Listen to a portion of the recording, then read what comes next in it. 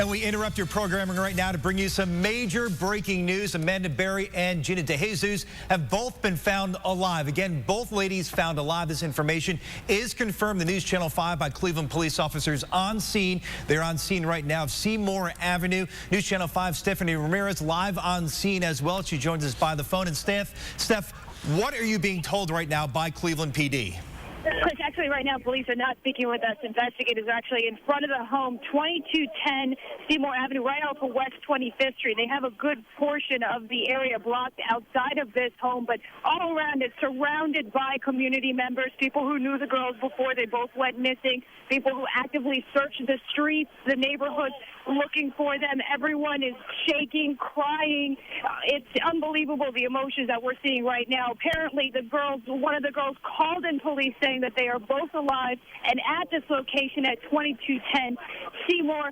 I was told by a pastor who knew the family very well before this all happened that the girls were taken to Metro, and that's where the families are headed now so that they can be evaluated. There's a lot of anger as well, upset as to how these girls apparently were at this location within our backyard of where they went missing, and yet no one knew what was going on. A lot of people upset right now as well. We are going to continue to keep you updated with this information, but I do want to just let you know we are being told by other community members that there may possibly be others found in the home as well. We do not know how many. Again, police have not confirmed this, but we are working to get you the very latest information. We are on Cleveland's west side right now. Stephanie Ramirez, News Channel 5.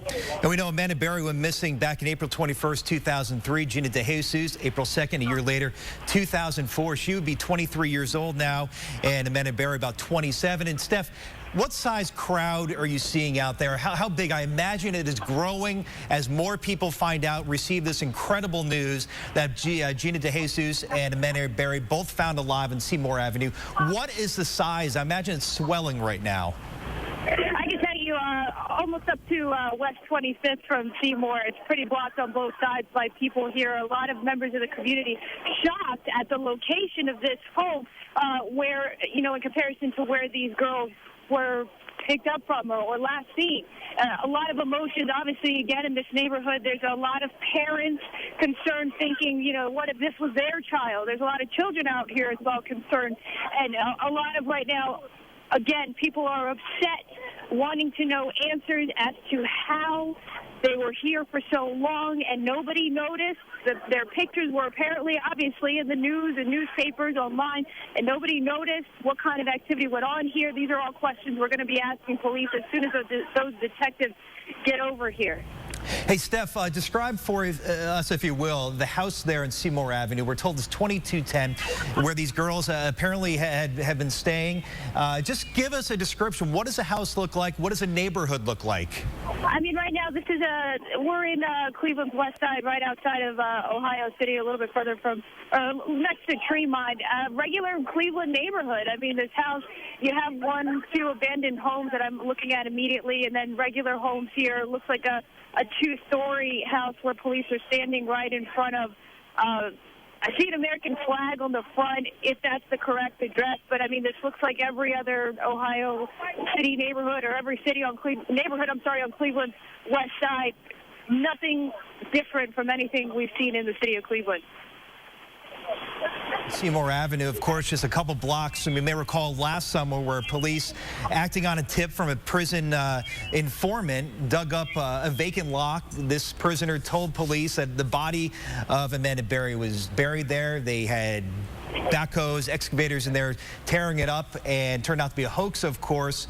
But again, 22 Seymour Avenue, just joining us, Gina DeJesus and Amanda Berry, both confirmed by Cleveland police to News Channel 5, both found alive on Seymour Avenue, a house 2210 Seymour Avenue in Cleveland. That is on Cleveland's west side. Right now, News Channel 5 Stephanie Ramirez is there joining us by phone. And Steph, have you had an opportunity to talk to more neighbors or family members? Do you see any family of the 2 young ladies out there? Oh, definitely. I spoke to a pastor who knew the family very well before this happened, DeJesus' family, and after this happened was very active in helping search, helping hold rallies, trying to find these 2 girls, not just DeJesus, but Amanda Berry as well. And they were just struck with emotion, tearing, crying. They did speak to family members. I was told individuals spoke to the aunt of Gina De Jesus that confirmed she was alive. They were crying, praying, embracing one another. They're in absolute awe right now, but absolutely ecstatic that it looks like is going to come out to a happy ending, unlike many of the stories we've seen of this nature, Chris. Certainly. Steph Ramirez there live on scene. Hang tight. We'll get back to you in a moment. Let's go now to News Channel 5's John Kosick live on scene as well. And John, I know you've covered both these stories, both these disappearances for a number of years working here in the Cleveland market. This is just unbelievable. Charles, let me talk to you. I'm talking with Charles Ramsey. He's a neighbor. Walk me through again what happened this afternoon. You heard screaming. I heard screaming. I'm eating my McDonald's. I come outside. I see this girl going nuts, trying to get out of her house. So I go on the porch. I go on the porch, and she says, "Help me get out. I've been in here a long time." So I figured it's a domestic violence dispute. So I open the door, and we can't get in that way because how the door is, it's so much that a body can't fit through, only your hand. So we kick the bottom, and she comes out with the little girl, and she says, "Call 911." My name was Amanda Berry. Now, did you know who that was when she said that? When she told me, it didn't register until I got the call in 911, and I'm like, I'm calling the 911 for Amanda Berry. I thought this girl was dead. You know what I mean? And she got on the phone, and she said, "Yes, this is me." And the detective, Cook, right here, Detective Gregory Cook says, "Charles, do you know who you rescued?" I said. Now, and when did you see Gina? About 5. We're good. So about 5 minutes after the police got here, see, that girl Amanda told the police, "I ain't just the only ones. It's some more girls up in that house." So they went up there, 30, 40 deep, and when they came out was just astonishing because I thought they were going to come up with nothing. I figured, whoever she was, and like I say, my neighbor, you got some big testicles to pull this off, bro, because we see this dude every day. Every day. How long have you lived here? I've been here a year. Okay. You see where I'm coming from? Right. I barbecue with this dude. We eat ribs and whatnot and listen to salsa music. You see where I'm coming from? Yeah. And you had no indication that there was anything going on? Bro, not a clue that girl was in that house or anybody else was in there against their will, because how he is he just comes out to his backyard, plays with the dogs, tinker with his cars and motorcycles, goes back in the house. So he's somebody that you look away because he's not doing nothing but the average stuff. You see what I'm saying? Yeah. There's nothing exciting about him. Well, until the day. What was the reaction on the girls' faces? I can't imagine to see the sunlight, to be around people. I knew something was wrong when a little pretty white girl ran into a black man's arms. Something is wrong here. Dead giveaway. Dead giveaway. Charles, thank you very much. Dead giveaway. Thank you very much for your time. And either she homeless or she got problems. That's the only reason why she run to a black man. Charles, thank you for being there, man. Charles Ramsey, neighbor, heard the screaming, took action, went and did what he needed to do. The rest is unfolding before us here on Seymour. I'm going to send it back to you. All right, John Kosick live on scene. Just certainly just truly remarkable and astonishing what's happening out there in Cleveland's west side. Again, Amanda Berry and Gina De Jesus both found alive, according to Cleveland police. We'll have much more on News Channel 5 and also newsnet5.com. We'll take a quick time out. We'll have much more. Stay with us. On your side with Northeast Ohio's best coverage. This is News Channel 5. Cleveland 911, you need... Hello, police. Help me, I'm Amanda Berry. You need police, fire, or ambulance. I'm the police. Okay, and what's going on there? I've been kidnapped, and I've been missing for 10 years, and I'm here. I'm free now. It is a story we followed for 10 years, and tonight we're following breaking news. 3 women that vanished have been found alive. And right now, those 3 women, Amanda Berry, Gina De Jesus, and Michelle Knight, are here at Metro Health Medical Center, being tended to by doctors and also being reunited with family members, Danita. Well, right now, let's take a look at this photo. It was just taken just a short time ago of Amanda Berry in her hospital room. She is surrounded by family members. Police found Berry, De Jesus, and Michelle Knight at a home on Seymour Avenue on Cleveland's west side. All 3 girls were last seen near the area of West 110th Street and Lorraine Avenue. And Amanda Berry made that 911 call to police, a dramatic call to police, plea for help. Here now more on that chilling call tonight. And what's your address? 2207 Seymour Avenue. 2207 Seymour. Looks like you're calling me from 2210. Looks like you're calling me from 2210. I can't hear you. It looks like you were calling me from 2210 Seymour. Yeah, I'm across the street. I'm using the phone. Okay, stay there with those neighbors. Talk to the police when they get there. Okay. Thank you. Okay, talk to the police when they get there. Okay. Hello? Yeah, talk to the police when they get there. Okay, I'm right now. We're going to send them as soon as we get a car open. No, I need them now before we get back. All right, we're sending them, okay? Okay, I mean, like, Who's the guy you're, who's the guy who went out? His name is Ariel Castro. All right, how old is he? He's like 52. All right, and, Steven, I'm Amanda Berry. I've been on the news for the last 10 years. okay, I got that here. I already. And you said, what was his name again? Ariel Castro. And is he white, black, or Hispanic? He's Hispanic. What's he wearing? I don't know, because he's not here right now. That's When why he I got away. left, what was he wearing? Sweetheart, it's a pity. What? All right, the police are on the way. Talk to them when they get there, okay? Okay. I told you they're on the way. Talk to them when they get there, okay? All right, okay. Thank you. Bye. As you can imagine, a lot of And right now, Amanda emotion. Berry. Certainly, Danita. Right now, Amanda Berry and the two other girls being tended to by doctors, being checked out here, and of course being reacquainted with the family members and getting the help right now tonight that they need. Well, the girls were taken to Metro Health Medical Center, as you said. They were checked out, and the doctors there just updated us on their conditions just moments ago. Currently, they're safe. We're in the process of evaluating their medical needs. They appear to be in fair condition at the moment. This isn't the ending we usually hear to these stories, so we're very happy. We're very happy for them. Our team coverage begins with News Channel 5's Tracy Carlos, who's been talking to family at Metro Health Medical Center all night. Tracy, words just can't describe what they're feeling right now.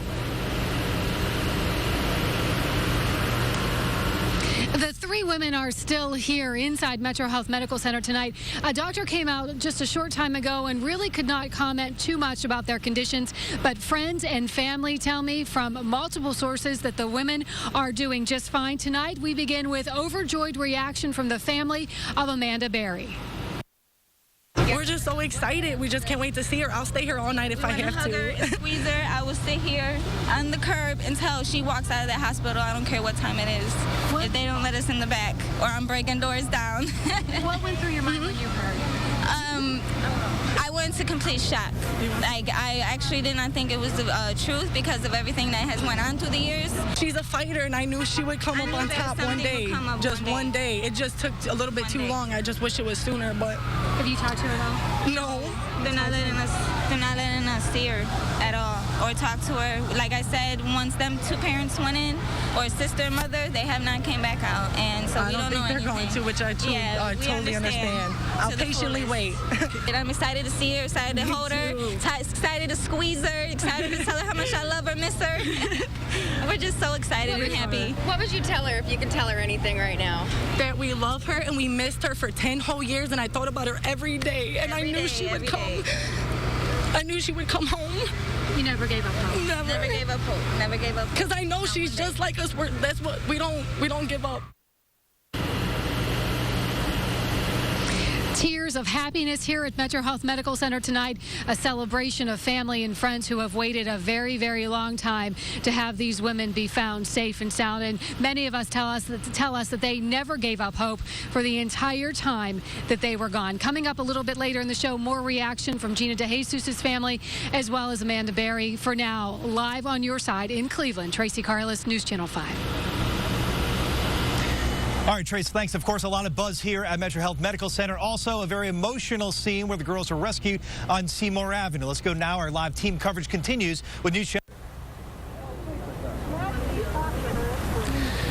Yeah, Chris, the scene here, very much an active crime scene out here on Seymour Avenue. We got the FBI, Cleveland Police, as well as Cuyahoga County Sheriff's Department. I spoke just a couple of minutes ago with Cleveland Police Chief Michael McGrath. He confirms for me that there are 3 suspects in custody. He expects charges to be filed shortly, but he tells me, yes, one of them did come from the home where the women were rescued this afternoon. This all unfolded, as you know, by that dramatic 911 call earlier this evening. For that, I turned to Charles Ramsey, a neighbor on this street, walking by, heard Amanda's screams. He picks up the story from there. And I hear this, help, let me out. And this girl screaming. Now, we don't have that on this street because everybody on this street knows each other. So when you hear something like that, you come running to see what's going on. I thought it was a kid got attacked by a pit bull. And I looked at that girl. I said, you look familiar. And I'm prying the door open, and she trying to get out, and she climbed through the bottom of it. And when soon as she got out, she says, my name is Amanda Berry. Call the police. Did you know who that was when she said that? When she told me, it didn't register until I got the call in 911. And I'm like, I'm calling the 911 for Amanda Berry? I thought this girl was dead. You know what I mean? And she got on the phone, and she said, yes, this is me. When did you see Gina? About 5 minutes after the police got here. See, that girl Amanda told the police, I ain't just the only ones. It's some more girls up in that house. So they went up there, 30, 40 deep, and when they came out, was just astonishing. What was the reaction on the girls' faces? I can't imagine to see the sunlight, to be around people. I knew something was wrong when a little pretty white girl ran into a black man's arms. Something is wrong here. So many people across Cleveland touched so many times over the course of the past couple of years by this story as it is unfolded. But it was a story of Amanda and Gina that really grew close. Their families growing close over that nearly decade period, sharing each other's April anniversary vigils together, always there for each other, hoping beyond hope that a day like this would come tonight against unimaginable odds. Those prayers answered here on Seymour Avenue. Reporting live on Cleveland's West Side, John Kasich, News Channel 5. And what about the man who owns the home where these 3 women, Amanda Berry, Gina DeJesus, and Michelle Knight, were found today, a decade after they disappeared? Investigator Sarah Buttison has been digging into that part of the story all night. And Sarah, what did you find out? Danita, we have confirmed the man police arrested who owns the home is 52-year-old Ariel Castro. We know he owns the home on Seymour Street where the 3 women were found. We found court records that show Castro was also arrested for domestic violence in 1993, but the case was dismissed. He was also arrested for disorderly conduct in 1993 and pled guilty to that charge. Castro has been stopped 6 times over the past decade and a half by Cleveland police for various traffic violations. None of them serious and none of them leading to his home. Castro may have a connection to Cleveland schools. A district official says they used to employ a bus driver named Ariel Castro, but they're not sure if it's the same man. On your side, I'm investigator Sarah Buttison, News Channel 5. If you don't believe in miracles, I suggest you think again. Help me, I'm Amanda Berry. I've been missing for 10 years, and I'm here. I'm free. I ain't just the only ones. It's some more girls up in that house. And when they came out, was just astonishing. Euphoria on the street itself, as you can imagine, in the hearts of so many people. It's gonna be okay. We can't wait for you to come home. We walking for Gina, Amanda, so for her to be found alive. Me too.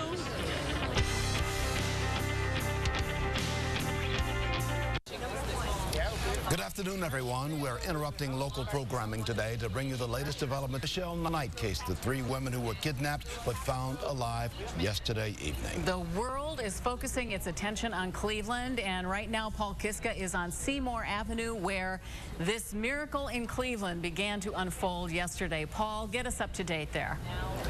Well, Lee, as you said, been a lot of elation, joy, and celebration over this remarkable ending to this more than decade-long story that has just torn our area apart with so much emotion. So many moms and parents pleading for the return of their children. They got that, but that elation today has turned to frustration and a lot of pain as the details come out about how these 3 women lived in this late on, where all the investigators are going through today, how they lived in that house for a decade.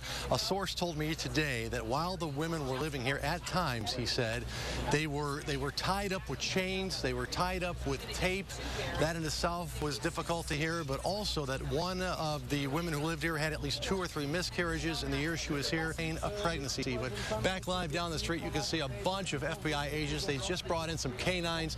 They're searching the yard, searching the house for evidence as well. Police confirmed today the 6-year-old child is Amanda Berry's child as well. Now, police stress they have no record of neighbors calling police about any concerns. They said the main suspect, Ariel Castro, called them in 2000 to report a street fight out here. Then in 2004, Family and Children's Services asked police to come by here and knock at the door because as a school bus driver, Castro, who drives a school bus for Cleveland at the time, left a 4-year-old preschooler on the bus.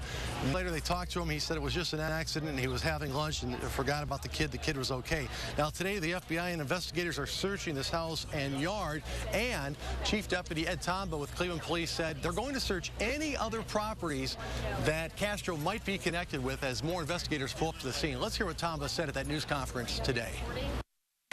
That we're interested in. Yes, that is true. We focused on the house on Seymour last night until the early hours of the morning. We're going to go back. I have not entered the house. That is an active crime scene, and the only people that entered that house are the evidence recovery team of the FBI. So before any of that evidence is processed, we haven't discussed anything with them. That's their protocols. That's their crime scene. They are going to handle it. All right, back live. I'm going to step out of the scene here for a minute so our photographer can give you a better look at it. The investigators down there, the FBI agents, the command center, and the house there. They now have a tent set up where they can tag it and keep track of it. Right now, let's go to News Channel 5's Chris Flanagan as our special team coverage continues. And again, police are... And Paul, thanks. I'm on the other side of other end of Seymour Avenue right now. You can see the crime scene behind me over my right shoulder here. We've got media from here in Northeast Ohio, some media from Denmark right to the left of me here. But just a little while ago, after 9 years, Gina DeJesus is on, finally getting the good news that they've longed for so long. We caught up with Sandra Ruiz just a little while ago, get reaction that her niece is finally rescued. I will tell you this because I was there to see her. Girls, God works in mysterious ways. You would never, I mean, it's just unbelievable, unbelievable. These girls, these women are so strong, stronger than I am. I will tell you that much. And they all have a positive attitude. If you don't believe in miracles, I suggest you think again, because it does happen. Yeah, isn't that so true? And believing in miracles and that family never giving hope after all these years. Leon? Meanwhile, we have more on the third woman found. The third woman, that's Michelle Knight, and her case was not as highly publicized. She went missing some 10, 12 years ago, about 11 years ago, I think. She was 20 years old at the time. And this is what we know about her. She was last seen at a cousin's house near West 100 Lorraine Avenue on August 23rd, 2002. And that was well before Gina and Amanda vanished. She is now 32 years old. Her brother Freddie was shocked when he heard Michelle was found alive. How did you find out about your sister? On the news, just now, that my sister was found. I want to see my sister, Michelle Knight. And News Channel 5's Jen Strathman just finished interviewing Michelle Knight's grandmother, and we're going to hear from her coming up later in our broadcast. And we continue right now. Our live team coverage continues now with new developments on Ariel Castro. He is the man arrested in connection with this horrible... And joins us, and Ron, I know that as an investigator, you have certainly been focused on this case over and over again through the years. Well, we've taken a look at a lot of different aspects, and as Paul Kiska touched on just briefly a minute ago, we've learned that 9 years ago, Cleveland police actually got to the front door of girls were found last night, but that's as far as they got.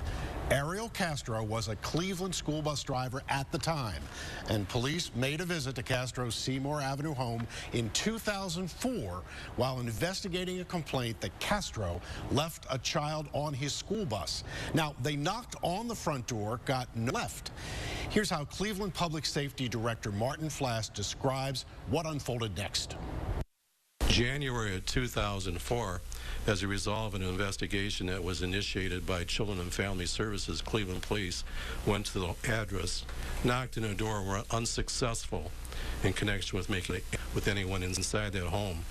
That incident appears to have been related to his employment, Mr. Castro's employment as a school bus driver. He either intentionally or inadvertently left a child on a bus when he returned to the depot. From the Children and Family Services that there may have been a crime.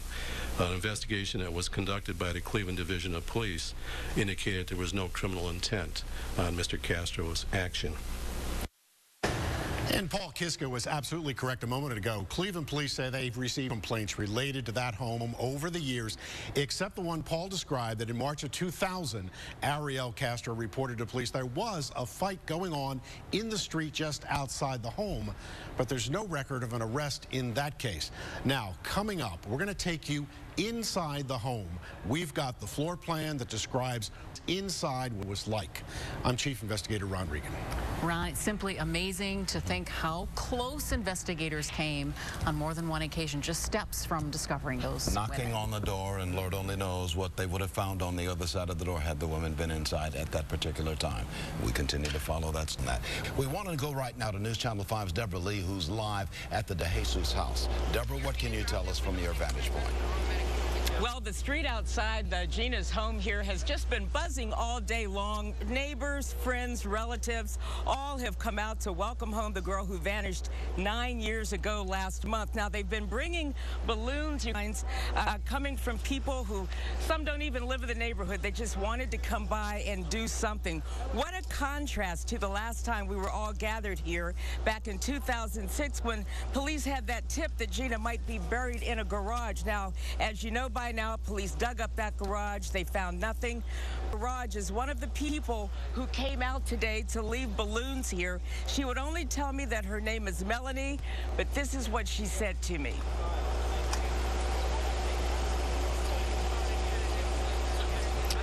Okay, we don't have that soundbite right now, but as I said, her name is Melanie. Felix and his wife, a few years ago, she stopped by just to talk with them. She is the sister of the man who owned the garage, who police actually dug up thinking that Gina might be there. She was filled with emotion. She's so happy to know that they found her alive. Now, I also talked with Gina's best friend in school. She happened to be with her the day that Gina disappeared. They had made that phone call to Mom, seeing if they could hang out together after school. And when they separated at the phone booth, that's the last time she saw Gina. And she told me she can't wait to see her, to just welcome her home. And that's what all of these people are out here for. Some have been here all day long. They just want to see Gina and say welcome home. I'm Deborah Lee.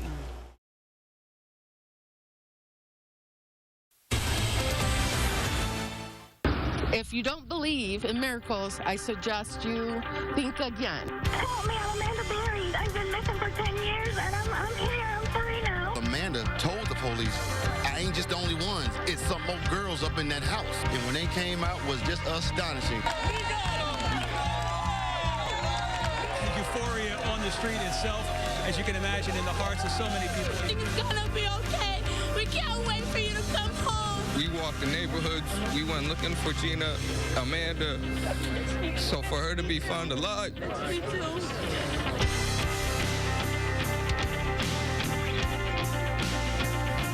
Amanda Berry, Gina DeJesus, and Michelle Knight found alive and now out of the hospital. Chris Flanagan's been on Seymour Avenue all afternoon, and Chris, their lives so different in the last 24 hours.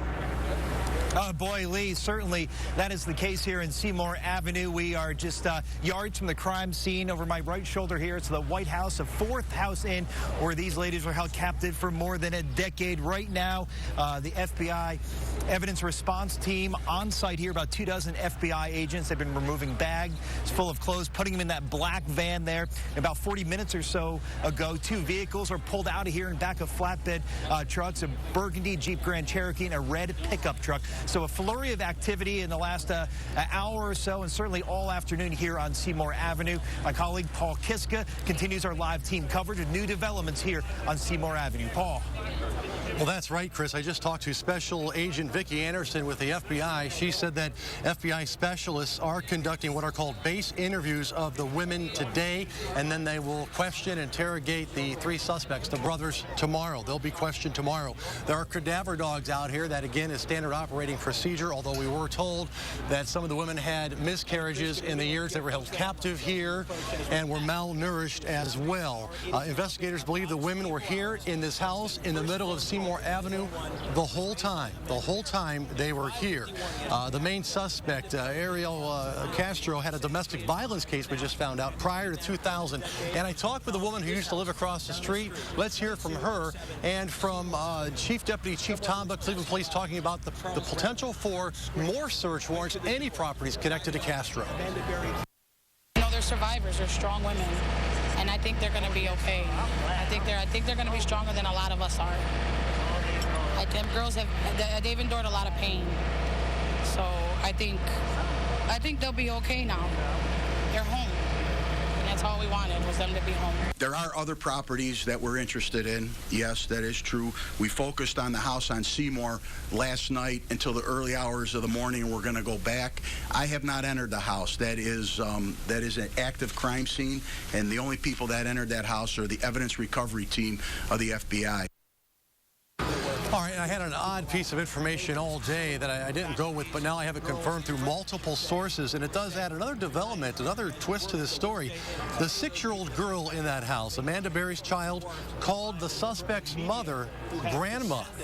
That opens up a whole new dimension here, that perhaps there were some visits going on, and the story got tougher to keep secret as this 6-year-old child will be telling more information. A source also told me that the women here over the years were tied up at times with chains and tape. So again, elation and jubilation that Amanda Berry broke out that front door yesterday, which led to Gina DeJesus and Michelle Knight getting out free. But obviously they went through a lot of pain and need a lot of help. Live from Seymour Avenue on Cleveland's West Side tonight, Paul Kiska, News Channel 5. And we have a team of reporters covering the women, including News Channel 5's Tracy Carlos. She has the Amanda Berry angle. Tracy. Chris, family and friends tell me that Amanda Berry is doing well, that she is happy, and that she is smiling. And for those who love this young woman, they cannot wait to be reunited. It has been a very long time. Amanda Berry's family members are ready to welcome her home. I love her, you know, with all my heart. Amanda disappeared one day before her 17th birthday. Family and friends marked her disappearance every year with a vigil, never giving up hope, relying on faith to get them through. And now, flowers, balloons, and signs decorate her sister's home on West 129th Street, a reunion a decade in the making. I'm hoping that my daughter will get to see her cousin and give her a hug and a squeeze like she wants to. That's all I'm hoping for. And tonight, we're told that Amanda and her sister are with the FBI, where they are receiving the help that she needs to help her get through this very transitional time. Reporting live in Cleveland, Tracy Carlos, News Channel 5. All right, thank you, Tracy and Chris. Gina DeJesus vanished in 2004 when she was only 14 years old. And for her part of this story, let's check in with News Channel 5's Deborah Lee. We just saw Gina's father, Felix DeJesus, stop by about an hour ago to the house. It looks like he might have just had to stop in and take care of some business, and he left. But the whole crowd here just let off a roar and a cheer when they saw him. These are friends and neighbors who have gathered here, people who have lived this nightmare with this family for the last 9 years. And I spoke with the next door neighbor a little while ago. She said Gina's disappearance has had an impact on this entire neighborhood, especially parents like her and her children. I couldn't allow them out by themselves, you know, and they would always say, Mommy, I'm afraid I'll get snatched like Gina, I'm afraid, you know, and they lived with that fear. And they're teenagers now, but they still know. They've still got that in the back of their mind, that fear of not knowing. Now, there's absolutely nowhere to park here on Gina Street as people continue to stop by here. They're bringing balloons. They're bringing a bear. Some of them just want to come by and get a firsthand look at this miracle that we are all experiencing. Back to you, Lee. Okay, Deb, thank you. The third woman freed from that house on Seymour Avenue is Michelle Knight. She was abducted when she was 20 from West 106th and Lorraine Avenue. A connection was never made between her and the case of Amanda and Gina. News Channel 5's Jen Strathman has been working all day to find out more about Michelle Knight. Jen, what have you learned? Well, Michelle Knight's mother is on her way to Cleveland. She's on a plane. She's coming here from Naples, Florida. Our partners, our Scripps partners, the Naples Daily News, spoke with her mother in Florida today, and the mother said, quote, "I haven't seen her in so long, I can't even picture her." The mother said she does not have a photograph of Michelle, and so many of the family members we spoke to today, including brothers and a cousin, all say, and also the grandmother, all say they don't even have a picture either. The last picture we have of Michelle is the one that is in the missing persons case. And that's when Michelle's mother reported her as being 4'7" with black hair and blue eyes. She weighed 160 pounds at the time. Now, that was a decade ago, and detectives are telling the family that Michelle has lost a lot of weight over the last decade. Barbara told the Daily News that she will go to see Michelle today, and also family members are recalling a little bit more about Michelle and what they will do once they get to see her. Sweet, loving, considerate. We've always done things together and stuff like that. What would it be like to see your granddaughter again? It would be marvelous. You know, it's been a long time. What would you say to her? How much I love her. I'm glad she's back. I'm hoping she's well. I'll give her a big hug and kiss. Now, relatives are very anxious to reunite with her. Michelle's mother told the Naples Daily News, our Scripps partner, that she hopes to bring her back to Florida so that something like this can never happen again. Live in Cleveland, Danita, I'm going to throw it back to you. All right, thank you, Jen. And the suspects are now in police custody. They are three brothers. Tonight, our investigative team has uncovered new, disturbing evidence concerning the man police believe is at the center of their investigation. Chief Investigator Ron Regan is here tonight to tell us more about the brothers. Well, it turns out Ariel Castro has had run-ins with police and child welfare officials before. Ariel Castro was fired as a school bus driver last November for misconduct after repeatedly being disciplined. While three women were being held captive inside his home, Castro was driving a school bus by day for the Cleveland schools. Now, records we obtained show that just last year, he used his bus to go grocery shopping, and before that was suspended for 60 days for an illegal U-turn. But it was the January 2004 incident when he left a child on the school bus that we now know much more about. Police records I've gotten a hold of tell us that Castro let one child off that bus, but came back to the bus and told the second child to, quote, lay down, and used a vulgar expletive that begins with a B. It was about noon. Castro then went inside a Wendy's, ate lunch, and then drove around for a while, he said. He even parked the bus for a period of time before dropping the child off around 2:15 in the afternoon. The police report I've got a hold of documents that the child was examined at the hospital and a sexual abuse team was on that case, but no charges were ever filed. Cleveland police went to his home, though, back in 2004, got all the way to the front door, knocked, and no one answered. They were just steps away from possibly discovering who was inside that house. Children and Family Services tells me that Castro was finally interviewed at their headquarters, but not at his home. They also told us that this was not the first time that they investigated Castro. Back in 1992, he was interviewed for alleged abuse, physical abuse, but it was ruled unsubstantiated. Finally, we found when Castro applied for his school bus driver job, he wrote down that he, quote, enjoys working with children and young people. Now, here's something else we found that was really kind of intriguing. Take a look at this.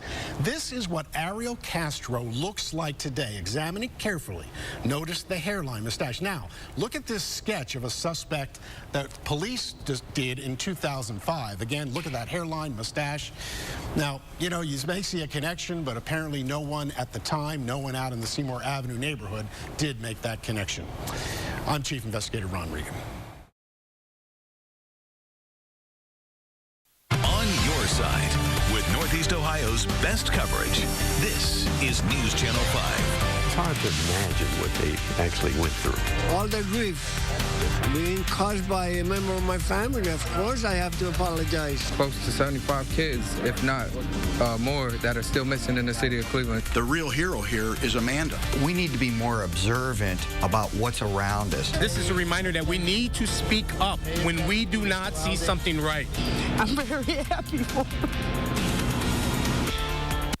This just in from Cleveland police. The window to charge the 3 suspects has been extended for another 48 hours. Good evening. I'm Danita Harris.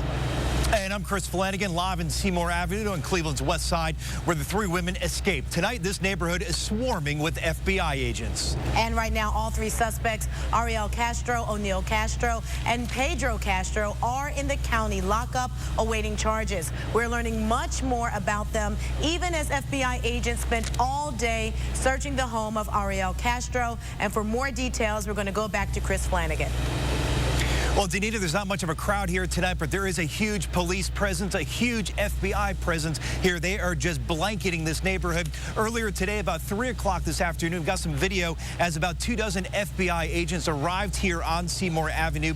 They're from the highly trained evidence response team. They're wearing white contamination suits, and they're going over every single nook and cranny of this home, taking out bags and bags of evidence, putting it in a black unmarked van. We saw one agent bring in a dirt sifter and bucket. You can only speculate, perhaps they're searching the backyard. They also had canines out here searching this home. They are analyzing this entire house, including searching the cars. We showed you live on News Channel 5 earlier this evening, the Cleveland Police Vice Unit taking away 2 vehicles parked in the suspect's driveway. The first, a late model burgundy Jeep Grand Cherokee with tinted windows. It was hauled off in a flatbed. The second vehicle hauled off right behind it, a red Toyota pickup truck. It was towed out of here as well. The FBI will analyze both of these vehicles for evidence. One neighbor telling us that they frequently saw the suspect, Ariel Castro, driving on many different cars. So again, 2 cars hauled out of here late this afternoon. So there's still a lot of activity here at the crime scene on Seymour Avenue. We're told the FBI will be here until they're finished, which could be many, many more hours, Danita. All right, thank you very much, Chris. And the elation felt by the families of the missing women stretch well beyond the borders of Northeast Ohio. Tonight, we have brand new video just in of Amanda Berry's father reacting to the news. I know how to explain.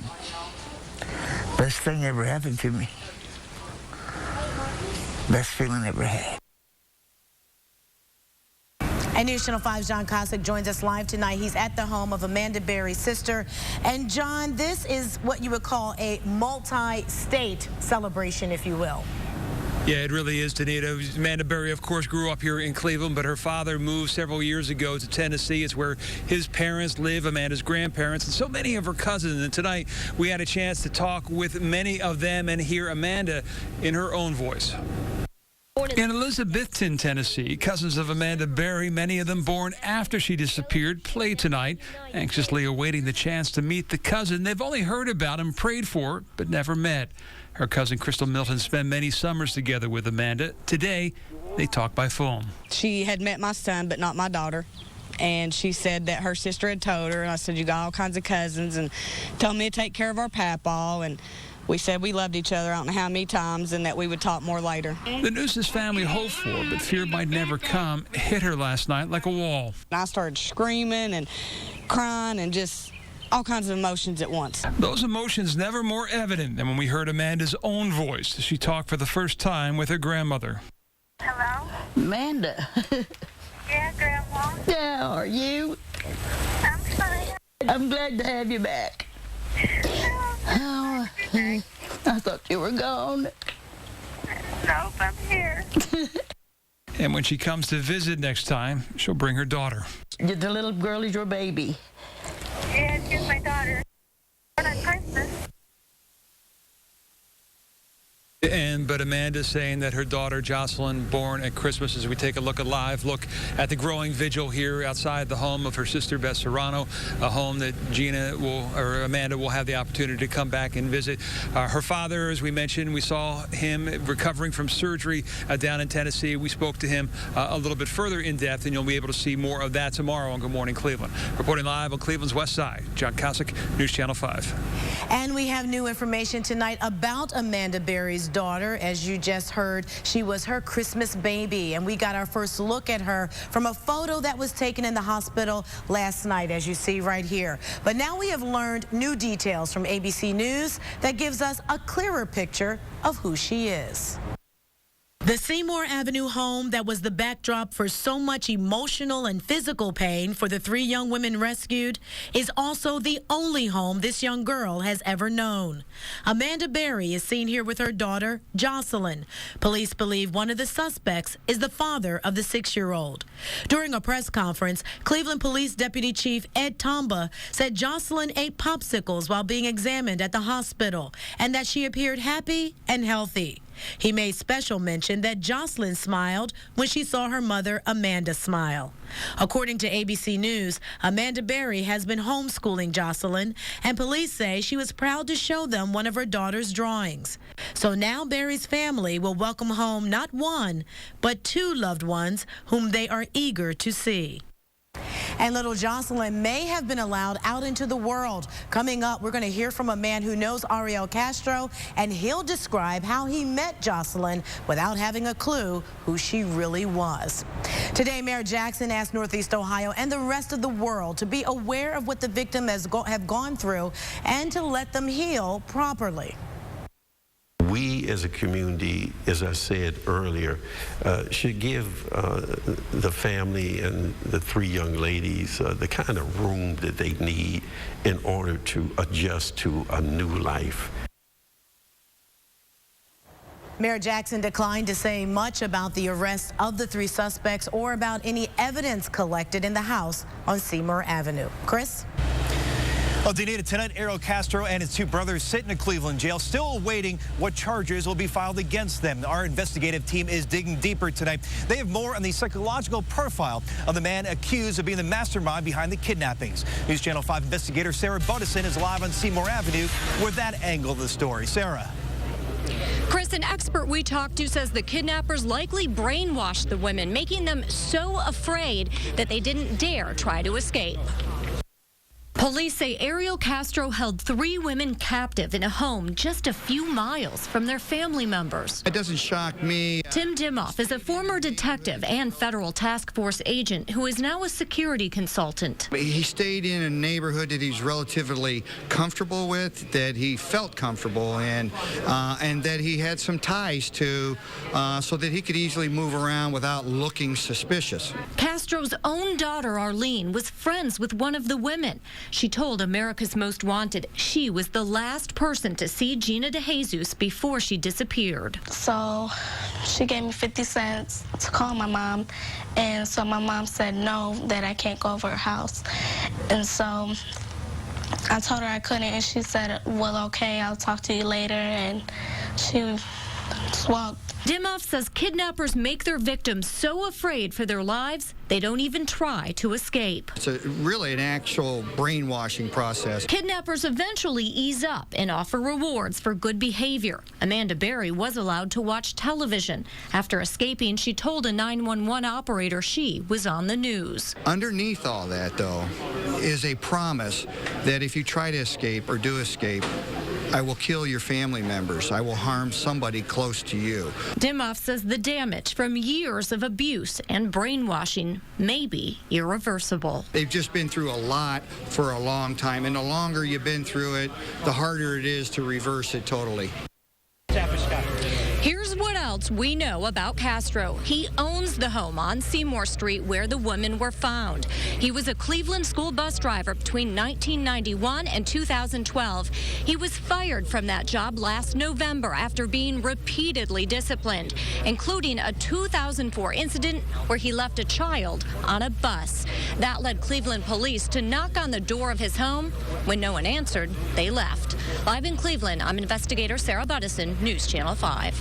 And tonight, the questions are growing about the third missing woman found, and you can see her picture here. This is Michelle Knight. Very little is known about her. She was 21 years old when the missing persons report was filed on August 23, 2002. Michelle Knight went by the nickname Shorty. She is 4 feet 7 inches tall. She also has a mental condition that causes her to be confused by her surroundings. Right now, Michelle Knight's mother is on her way to Cleveland. This is new video you see here of Barbara Knight leaving her Naples, Florida home to catch a plane and be reunited with her daughter.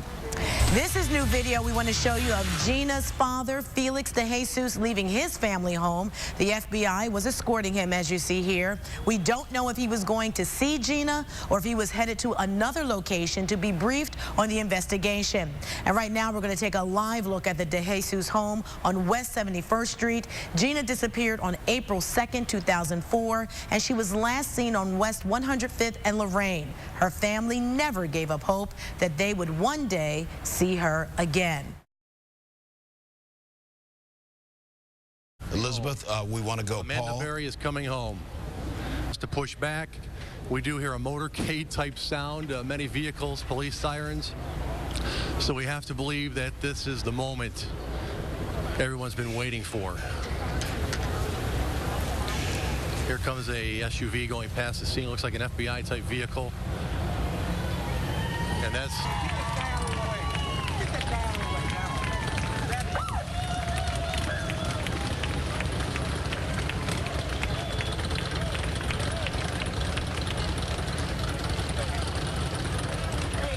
I could talk, but we're going to let the picture speak. Thunderous motorcade, a hero's welcome, tears. Here comes Amanda. She's in that vehicle right there.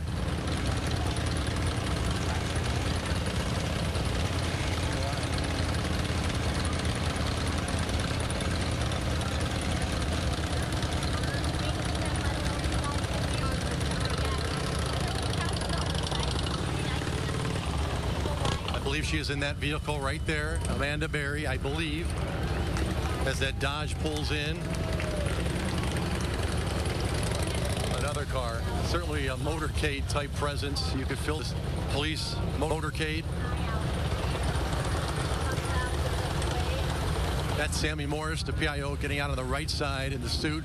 Cleveland PD, Vicki Anderson, special agent, FBI accompanying him.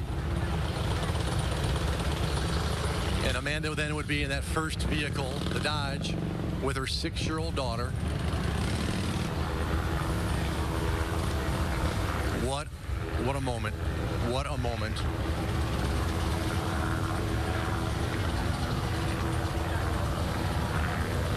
I'm just going to find a neighbor here real quick, ma'am. What do you think of Amanda Berry coming home? I'm just glad she's home. I'm glad. It's been a long journey, and I'm glad they made it out alive. Look over there. See the missing person sign. You want to be here when that comes down? Oh, yeah. Oh, yeah. Definitely. 10 years for her, more, 13 nearly for Michelle DeJesus. Yeah, it's a very long journey, and I'm glad her mom's looking down. Her mom knows. Thank you very much. A young woman holding her child. Paul, we are just soaking this in. This picture, so remarkable. The motorcade bringing and just thinking what it must have felt like for her to see this house covered with the balloons and the teddy bears and the signs. Seeing that sign, perhaps her missing sign with the ribbon, and seeing the house that she remembered for all of the years that she endured this horrible nightmare, and now she is there with love surrounding her, safety surrounding her, and and with her family. After 10 years in a basement, Wednesday, May the 8th at 11:34 and 50 seconds, she came home. The front wheels of that Dodge pulled up into that driveway at 11:34. And she did it. She's the one that called 911. She knew the address. She immediately, I don't know if she asked someone or she just rattled off that address. She knew where she was staying. She knew where being held. She knew the address she was calling from. She was poised. You have to, I was thinking about this. I would imagine every day of her life, she thought of that moment for her chance, for the door to crack. And she got out, and it paid off with her life and the lives of her two friends. And she's home right now. And it's such an interesting moment with that motorcade coming down the street, and people were so respectful. The neighbors just blowing kisses in silence at times. Everyone was overwhelmed, and now we can't wait for this scene to play out for Gina's family, for Michelle's family, but for Amanda Berry's family, it is a happy ending today. We know she went through pain, and she'll talk to the FBI children's specialist and get the help she needs, but at this moment, this is a celebration of life, and life is so precious when we hold on to it. Life is so precious. Amanda is, as Paul told us, and as the McCartney told us, is going to make a statement, Lee, on the, we hope make a statement. She's certainly going to come out there and be seen. I thought it was dear the way he said she wants to have a few moments to collect herself inside and, as he put it, freshen up a little bit before she comes out to face the media.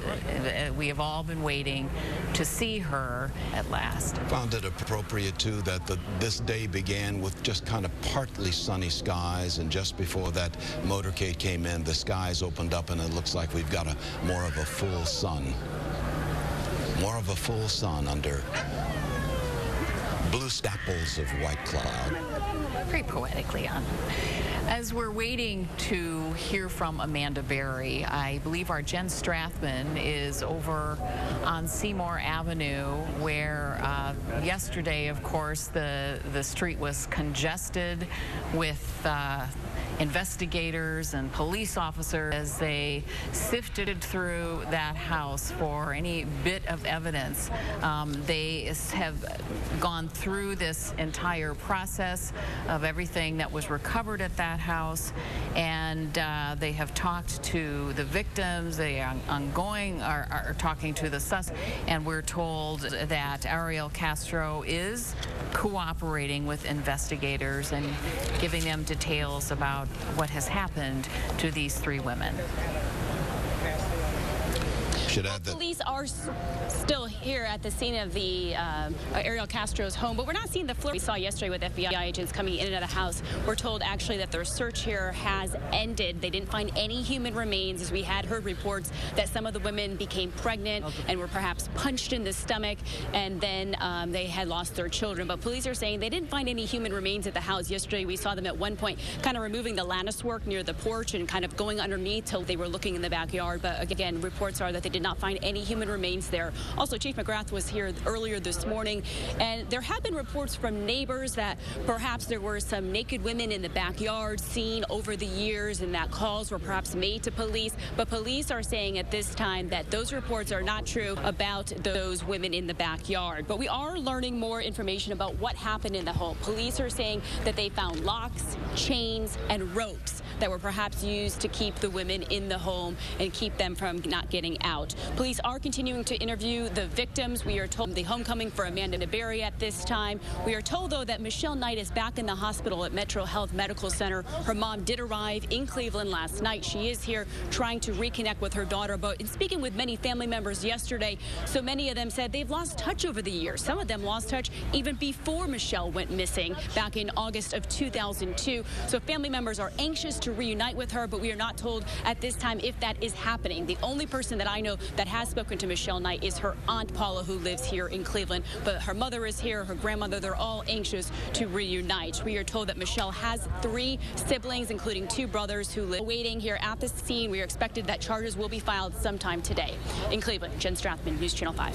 Thank you, Jen. Jen reporting from the crime scene there on Seymour Avenue as we continue to look at live pictures from West 129th Street, where a man... A short time ago, we have been waiting now for over an hour, and we were told by the commander of the District 1 that she does plan to make a statement, a brief statement today, but then after that, her sister is the one, us talking to the media, who, of course, have a lot of questions.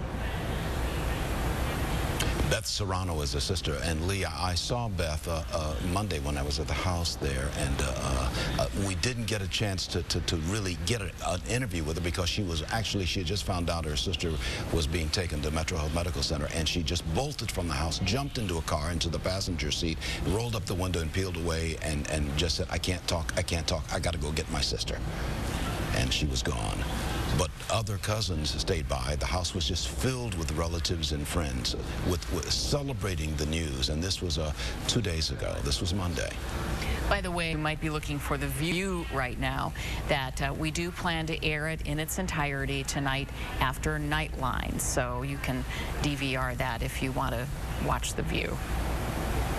This is a real celebration. This story has just captured the attention of the entire world. I've gotten phone calls from throughout the area over the last 2 days. This has just captured the attention of the entire world. Paul Kiska, give me your thoughts on there. You're right there at the scene, right there in front of the house on West 129th. Well, Leon, when Amanda Berry arcade, the police escort, she was escorted with the FBI as well. It's just a powerful moment, overwhelming, really. We saw neighbors and well-wishers blowing kisses, waving at her in that Dodge van. And then Amanda Berry, we believe in that van with her 6-year-old daughter, pulled to the back with the FBI and a Cleveland police officer in a car behind her. She went in. Very powerful moment. The sun has broken through right over Amanda Berry's sister's house right now as you look live over there as Commander Thomas McCartney walks past the house right now. But it was nice for all of us to kind of gather our thoughts after that incredibly powerful and poignant moment. Escape through that front door on Seymour Avenue, and then her 2 friends also rescued. So now, according to the commander of the 1st District, Thomas McCartney, the plan going just as he said it would. He briefed us earlier live here on News Channel 5. We're also live streaming at newsnet5.com. If your friends at work want to watch McCartney laying it all out, he said she would be escorted from the 1st District headquarters down the street in a caravan, asked the media to back up, and then she would be taken into the back with her daughter. And then at some point she'll freshen up. I'm going to pitch it back to you guys for just a second because of... Okay, Paul. We are still waiting for Amanda Berry to make a statement. She returned back to her sister Beth's home just a short time ago. Just getting you up to date on what is happening today. We are expecting charges will formally be filed against the 3 suspects who are arrested in this case. Castro, who owned the home on Seymour Avenue. Ready to go live again. McCartney's talking. Okay. All right. Little allergy attack. Commander Thomas McCartney. Give us a brief statement, okay? I will get further directions on how we're going to stage this and how she wants to do it, all right? So right now, let's hold tight. Thank you. Everybody's been wonderful. And that's key what the family wants. So right now, Amanda's calling the shots, and I would hope we all respect that. And as I said, she'll be out in a few minutes to talk to us, the manner and the style and how we do all that. I'm sure she'll be accommodating, okay? I understand that. We'll figure out how we're going to do all this, okay? Everybody will hear. But remember, number 1, Amanda's rule today. Got it? It's Mike. Let me... Oh, I thought I called Rudy. That's Commander Thomas McCartney. I apologize. A little bit of an allergy thing there for me. You see the green pollen on the cars out here. We could use some rain. But Commander Thomas McCartney, a no-nonsense, by-the-book commander, always has been. And there's Commander Keith. Of course, Deputy Chief Ed Tomba has been on this. These guys are just true pros. And today it's a big day for them. Now, as you heard him say, we try to get the mic as close as possible. This is Amanda's day. Amanda calls the shots. He said give her about 15 minutes to get herself together. That she'll tell you, though, There's probably at least 100, and that's putting it lowly, as far as the number goes, 100 local, national, international media out here. So the plan will be for me with this live microphone to go over to the front porch. Photographer Mike Vilhaber will stay here with the camera, bring you the live pictures, and then meet to the porch as well with a tape camera and try and get Amanda's statement. We'll be hanging on every word, that's for sure. Her 6-year-old daughter will stay in the house. She doesn't want her out here, but we are waiting now. First, we saw Amanda come home. That was a powerful moment, and now Amanda Berry expected on the front porch and make a statement.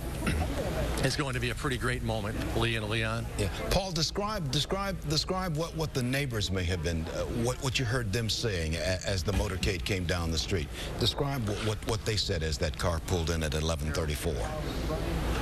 You know, I pictured it a little differently in my mind, kind of like some of the coverage Monday night when there was cheering and roaring. There was a brief cheer, but for the most part, I think the thunder of the police motorcade, almost like a presidential visit, kind of took your breath away. And you knew Amanda was nearing. You heard in that Dodge van being escorted or sandwiched in between other police officers and FBI vehicles. They took her to the back of the house. And then at that point, I looked over, and it felt quiet at that moment. I just saw a lot of neighbors blowing kisses and waving and blowing kisses. And it was as if they just held Amanda's van for a second and let her soak it in. I'm pretty sure that's what they were doing. The driveway was clear, and then the other vehicles moved up, and she pulled in. And the sun is out, and this is a great, great day. Amanda Berry, 27 years old, disappearing on the eve of her 7th. She is in right now, has a tree out front with a yellow ribbon, a couple of her pictures on it as she was last remembered then, in big capital block letters reading missing. And I hope she's the one that comes out and rips that down. But whoever takes it down, that'll be a fabulous moment, and Buck calls her. And then we hope this scene soon plays out for Gina DeJesus, her mom and dad, Nancy and Felix, who have been courageous and strong through it all. The door and doors open. Here's FBI agent Vicki Anderson. I'm going to see if we're allowed to cross the street. There's Sammy Morris, PIO, Cleveland Police. Again, still saying to stay back. They're clearing the steps of all of the stuffed animals. And that means that Amanda's daughter will have plenty of new stuffed animals, teddy bears. All right.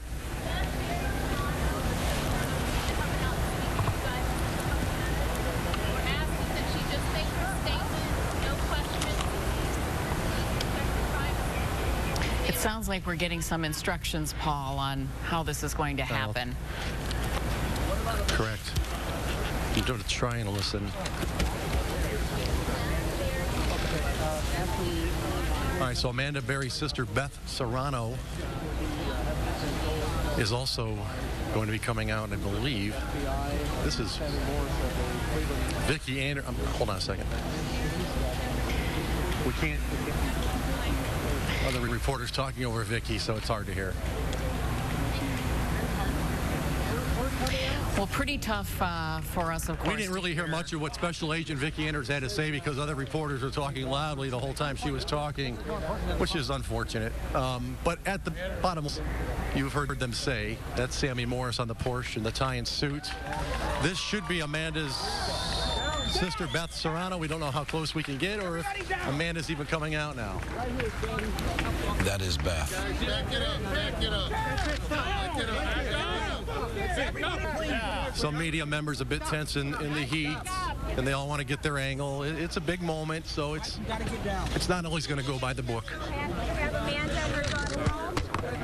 I want to thank the public and the media for their support and encourage over the years. And at this time, our family would request privacy. So my sister's time to recover. We appreciate all you have done for us throughout the past 10 years. Please respect our privacy until we are ready to make our statements. And thank you.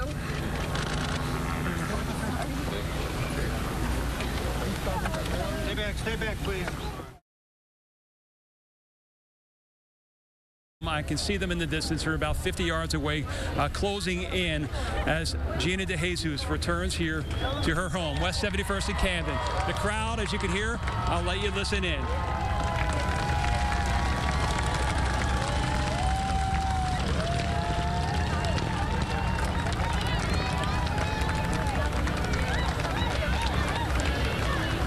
amazing scene unfolding right now there at West 71st and Camden as Gina DeJesus comes home to the cheers of the crowd. Wednesday, May the 8th.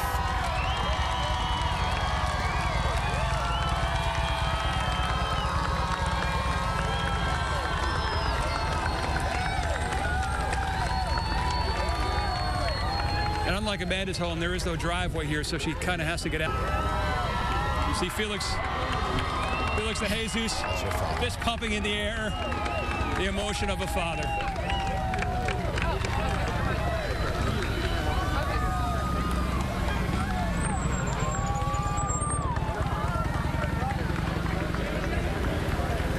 We see Sergeant Sammy Morris, Vicki Anderson from the FBI. We are wondering if we will get a glimpse of Gina. Felix DeJesus hugging Councilman Matt Zone right now. The passenger's side door open, now closing. Commander Sulzer giving him a hug as well. They have been through so much together over the course of the past 9 years. They're asking the media to congregate. Vicki Anderson of the FBI. We have a... Everybody right here. Yes. That's police spokesman Sammy Morris. Everybody will come here, I guarantee it. If you put this mic stand out. Yes. All right, bye. As Gina DeJesus Sammy Morris coming over. Comes home. Yes, go ahead, John. Yes, Sammy was coming over looking to congregate the media, which is a difficult situation as we saw earlier as Felix pumps his fist heading into the home. Still don't see Nancy Ruiz, Gina's mother. You got shaded tinted windows on the car itself of this minivan, so we're looking to see if they are indeed in the back seat, and I think they may be. I see the heads.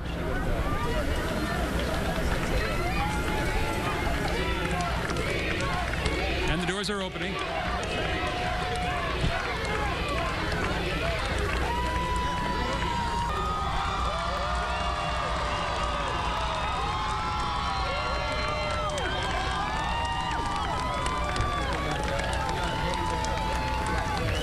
What an overwhelming experience this must be for Gina DeJesus. Take us 14 and now coming home to this scene, this amazing welcome.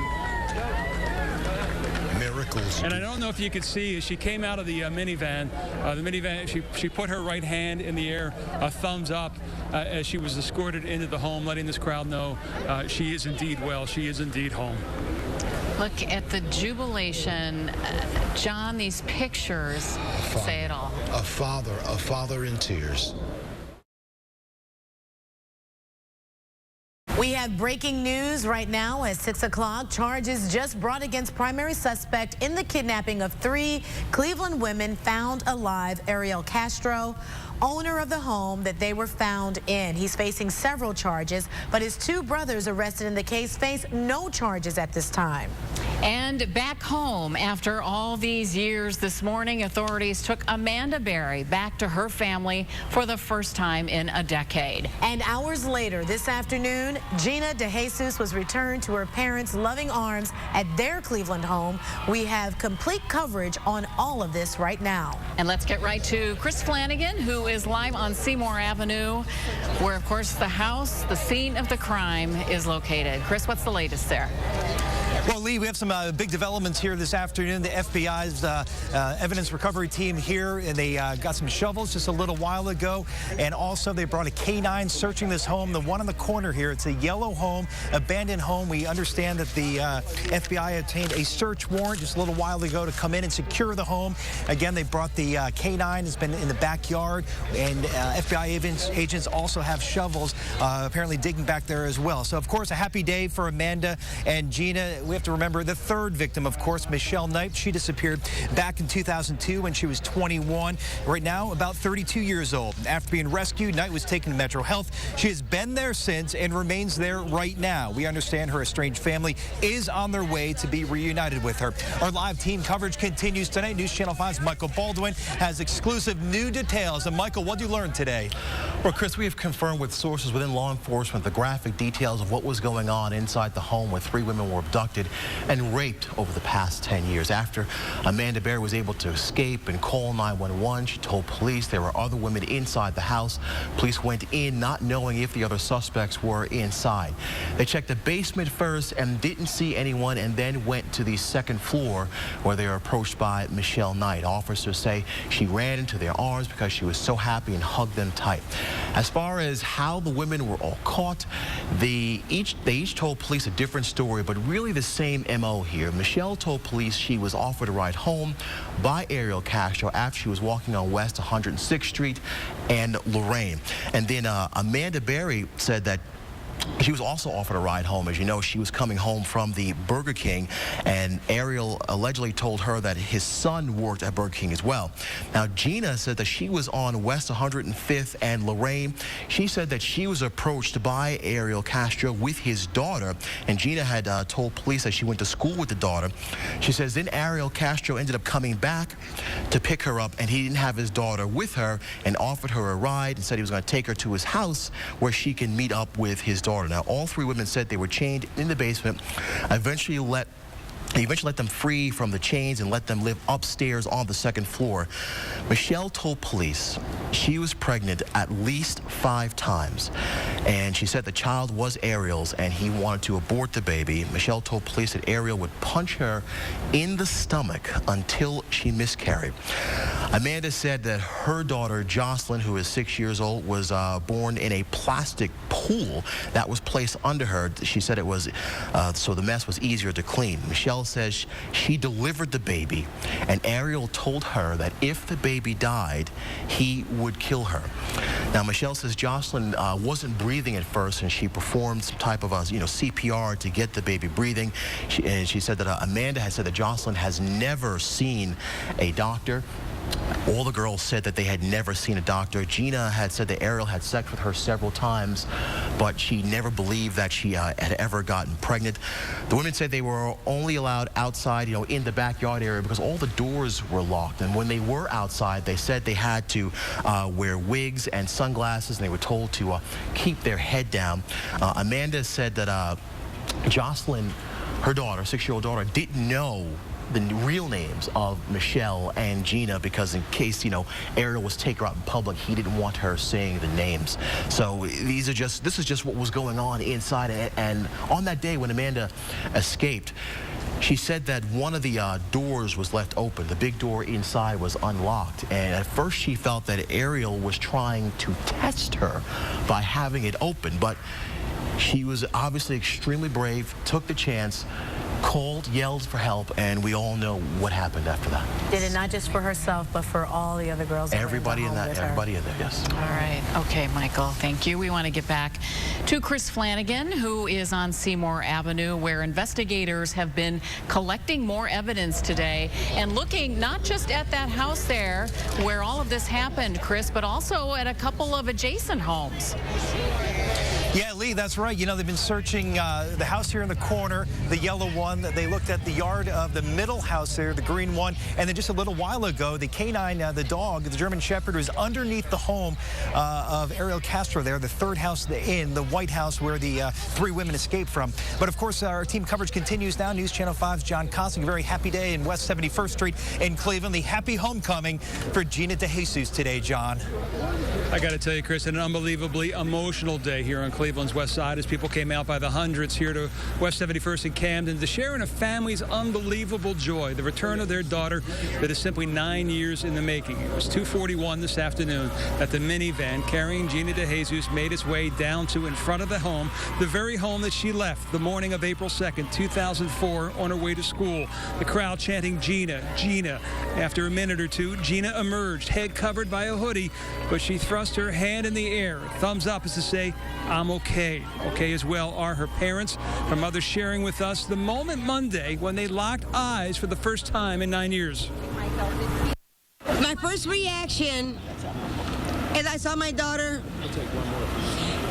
the only thing I did was grab her and hug her. I didn't want to let go.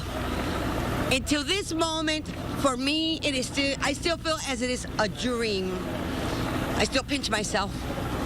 I know she's there, and I know she's going to be there. But it's like a dream. Well, I asked Nancy what her plans were for this Mother's Day, her first Mother's Day with Gina in so many years. And that's where the family divide came into play. Her sister was saying they planned on a quiet day with each other, while Felix, Amanda's father, or Gina's father, saying to me he'd like to have a big block party to share the joy that this family is feeling. Reporting live in Cleveland, John Kosick, News Channel 5. And what a thought that is, John, that finally this Mother's Day they will be together again. Today is a day that Northeast Ohio, and certainly especially Cleveland's West Side neighborhood there, have dared to dream of, the day Gina DeJesus would return home. Deborah Lee spoke to her neighbors and joins us now live from the neighborhood with what they have had to say, and I'm sure they are overjoyed, Deb. Yeah, they are. And, you know, it wasn't just neighbors here. I talked to people who had come from all over the city. Some people know Gina, some people did not, but they feel like they knew her because they have just followed her story for so long. 9 years. One mother came and brought small children with her. 2 of them were her children. Another one was a friend of her child. And they each had a flower that they placed in Gina's front yard over there. She said she wanted the children to understand why she watches over them the way that she does, and Gina's case is one of those reasons. Now, again, there were also people here who do know Gina, and I spoke with one of those young women. This is what she had to say. I don't know how that family endured and was so strong through everything, because with my kids, I couldn't imagine being away from them. When I'm away from them for a night, it's hard. So I just pray that that family's okay, and I brought them here so they know and they can show their respect to the family and understand the severity of how people are just taking these kids, these innocent children, and they wonder why I'm so hard on them about staying in the yard, and they're not allowed to walk away from me in the store. I can't enforce that enough in my kids just because of situations like this for Gina, Amanda, and Michelle. I think it's still unreal. I don't believe it yet. I don't think I'm going to believe it until I see it. I didn't think, to be honest with you, I didn't think that they were going to find her, especially this soon after they just dug up an area thinking that they found them, and they didn't. I really thought they were at least out of this country being... Well, you say you won't believe it till you see it, but you're seeing it now. I know. I don't know. I mean, I have to see her to actually know it's real. I mean, I'm so happy for her family. I couldn't imagine what they were going through. And people just keep coming here with balloons and flowers to add to that display over there. The entire front yard of the house is covered with balloons and flowers and well wishes. But it is so good to finally see an outpouring like this when we have this kind of a happy ending. We're live in Cleveland. Deborah Lee, News Channel 5. And our live team coverage continues now with Amanda Berry and her 6-year-old daughter returning home. News Channel 5's Paul Kiska live on 129th Street in Cleveland today. And Paul, what a moment when Amanda and her daughter came through the neighborhood as they rolled up to her sister's house.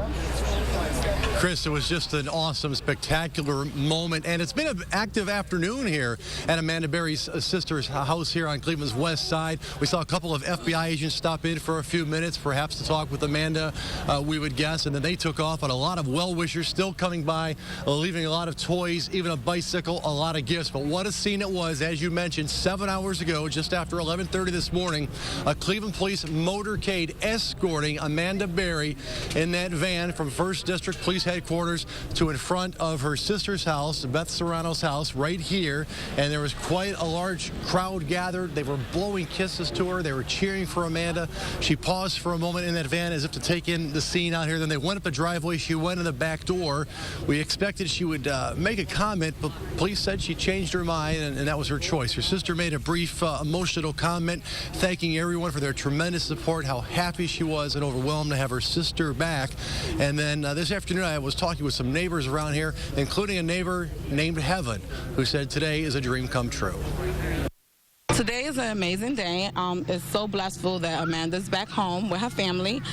And I'm very happy for their family. I just hope that, you know, she's able to cope with this and go back to her normal life. Of course, it's going to be hard. It's not going to be easy. 10 years being stuck in someone's house against your will, it's like jail. And so now she's home, so we need to give her a little bit of space and time to regulate her mind and get everything in order. And again, well put by the neighbors around here. We have seen a lot of visitors allowed into the house, some cousins, some relatives of Amanda meeting with her and supporting her. Back to you guys. All right, thank you, Paul. And people lined the streets as Amanda returned home this morning with her daughter, Jocelyn, and Tracy Carlos was there as well. We'd like to hear your perspective, Tracy. Well, Danita, the crowds have started to disappear a little bit. There's still a small crowd here, but take a look. What Paul was talking about, those balloons and gifts and signs, all to welcome Amanda Berry home, have been growing all day. Signs that people in this community never forgot the young woman. A police escort brought Amanda Berry home. 3 people to come home at one time and be alive, well, healthy, can talk, live, and breathe, and be able to tell their story. It's a moment in life you will never, ever forget. A homecoming, a long time in the making for her family, friends, and strangers who came to wish her well. I was standing on my porch. I could see everything from down there. I'm like, oh, I want to go see. And I just walked up here. In this sea of people, those who say they never met the young woman but feel as though they know her. A community and a family who never forgot the 16-year-old who disappeared 10 years ago. And I've watched him many years come out there in that yard. I've been here 12 years, and I've watched him all these years, every year, come out there for a vigil to commemorate and to think about, remember, let her know that she's still being thought about. Indeed, she was. And today, Amanda's family, friends, and even strangers in the crowd here told me what a hero she was to break out of that house and help those other women and little girl get out as well. Chris Flanagan, we're going to toss it back to you. That's from where we are here on West 129th Street.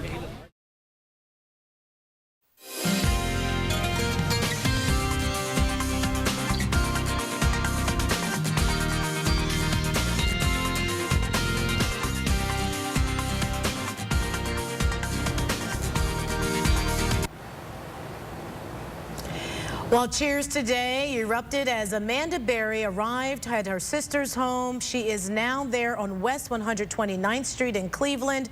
She made a decision not to talk to the media today.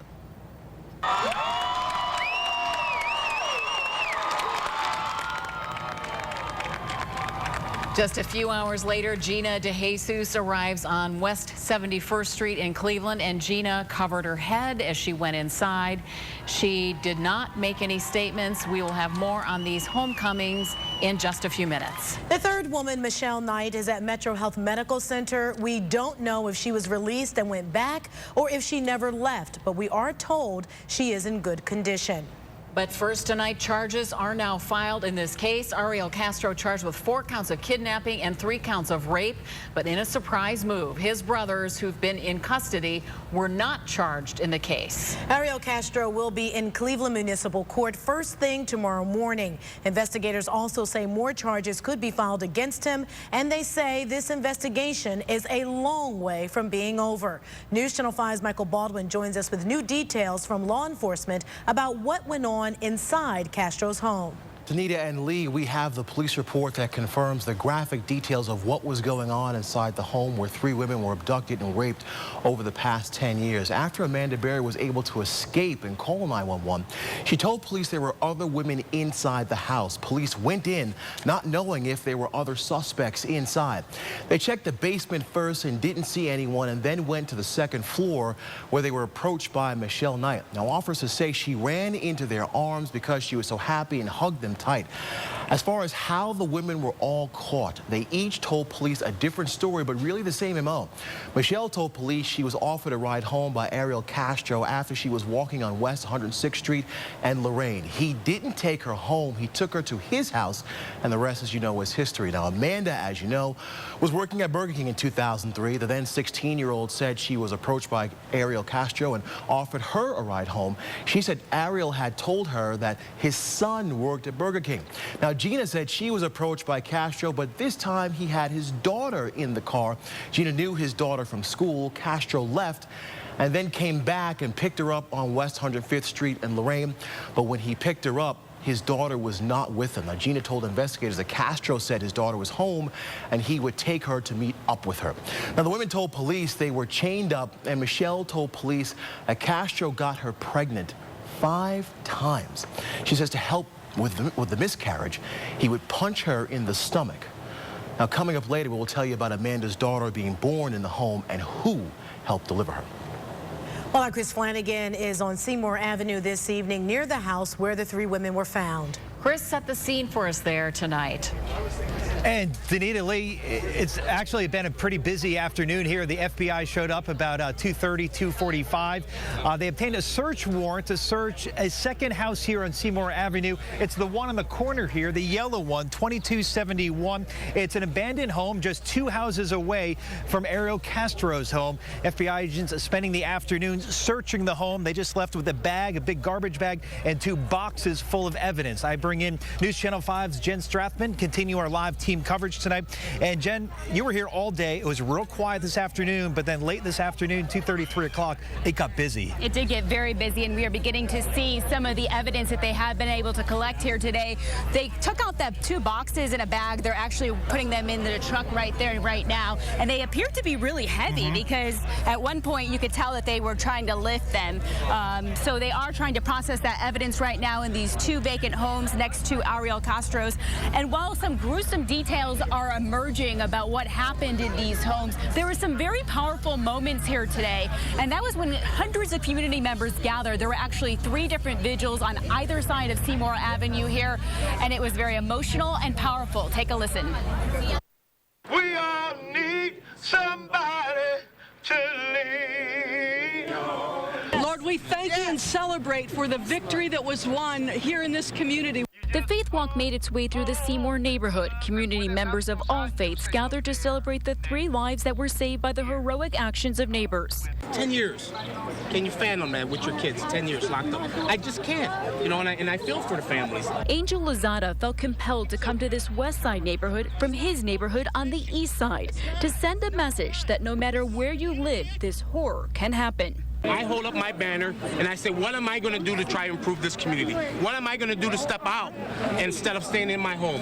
You know, how can I touch someone and help someone? Charles Ramsey's heroic actions to help free the girls was also celebrated, and there's a push for more neighbors to help each other, listen, and speak up if something seems unusual. My grandmother used to say that it's a blessing to be able to hear, but it's more of a blessing to be able to understand what you hear and act on what you hear. Mr. Ramsey heard it, he understood it, and he acted on it. So we thank God for his action. And Chris, one of the things, in talking to so many people the last few days, so many people have regret that they didn't pick up on the clues and the signs earlier and perhaps free these girls earlier. I saw so many people out here today who want to let the girls know we've heard Amanda's name and Gina's name for the last decade, that they're all remembered, including Michelle. I saw one woman with a very powerful sign. It said, "Michelle, forgive us, we didn't know you." Looking back, a lot of people Monday morning quarterbacking and looking back, what could we have done differently? Indeed, a lot of neighbors out here here. A lot of community members out here as well, coming out, looking at the scene as FBI agents again searching this home on the corner here behind us. The abandoned home. They had a canine out here, perhaps a cadaver dog. They also had shovels and crowbars digging behind the home, the side of the home, and also trying to get underneath the porch of Ariel Castro, the third home in, and also the one on the corner. FBI agents still here, about maybe a half a dozen or a dozen agents here on scene. So that's the very latest here from Seymour Avenue. Lee, Tanita, back to you in the studio. And we know Amanda Berry returned to her sister's home today. Let's go to News Channel 5's Paul Kiska. And Paul, what a welcome home for Amanda Berry today. And you know, despite these painful, heartbreaking details now coming out of this investigation, Lee and Danita, this was an awesome day here on West 129th on Cleveland's west side. But tonight, Cleveland police officers still keeping watch outside of Amanda Berry's sister's house, making sure that only close relatives get in to visit. Meanwhile, well-wishers continue to leave stuffed animals, teddy bears, balloons, welcome home signs. But let's show you that emotional scene that played out just after 11:30 this morning. And it was so powerful. After being held captive for more than a decade, it was homecoming day for Amanda Berry. This is how it went down. She was taken over to 1st District Police Headquarters just down the street, then got a Cleveland Police escort, a Cleveland Police motorcade here in front of her sister's house. The van paused for a moment as people were blowing her kisses and waving at her and cheering for her. Then the van pulled in the driveway. She was whisked in through the back. We were told she was going to make a statement. She changed her mind, and then her sister, Beth, came out and made this comment. I want to thank the public and the media for their support and encourage over the years, and at this time our family would request privacy so my sister and niece and I can have time to recover. We appreciate all you have done for us throughout the past 10 years. Please respect our privacy until we are ready to make our statements, and thank you. Again, Amanda Berry, we were told, was going to make a brief comment on the front porch. She changed her mind, and then the commander of the 1st District, Thomas McCartney, said, "This is Amanda's day. She is calling the shots. It's Amanda's rules today." Now let's send it to my colleague Deb Lee over at Gina DeJesus' house. Yeah, Paul, we had a lot of emotion over here today as well. Gina's homecoming just a few hours after Amanda's. She is spending her first night at home here in 9 years. Now, she came home this afternoon to a huge crowd of well-wishers lining both sides of the street here at West 71st and Camden. And some were out here yesterday waiting, and they came back today. They just wanted to welcome her home. And when Gina got out of the car and gave a thumbs up, the crowd just went wild. Now, she went right into the house where she is tonight, spending time, well-deserved time with family and friends. But her parents came out and thanked everyone in the crowd, and this is some of what they had to say. I want to thank everybody that believed, even when I said she was alive, and believed. And I want to thank them. Even the ones that doubted, I still want to thank them the most. Because they're the ones that made me stronger, the one that made me feel the most that my daughter was out there. We discussed this before. We want to have a block party and close the streets down.